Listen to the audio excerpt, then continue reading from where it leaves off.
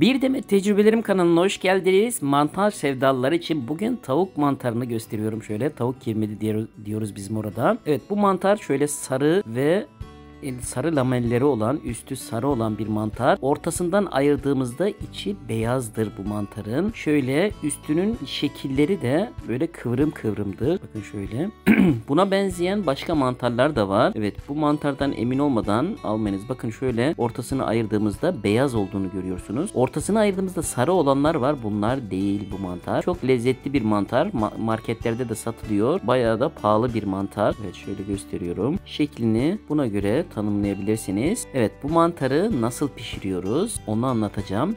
Öncelikle bakın burada çok tozları var. Suyun altında güzelce yıkıyoruz, temizliyoruz. Topraklarından ayırt ediyoruz. Alt taraftaki saplarını kesiyoruz. Güzelce temizliyoruz. Şöyle mantardan örnekler gösteriyorum. Bu mantarın pişirimine geçelim.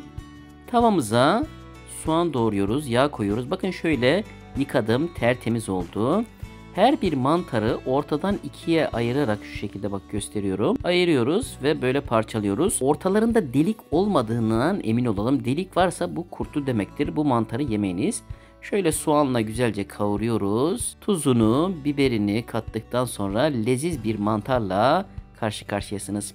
Evet, izlediğiniz için çok teşekkür ederim. Abone değilseniz abone olur, like atar ve videomu paylaşırsanız çok memnun olurum. Bir sonraki videomda görüşmek üzere. İyi günler.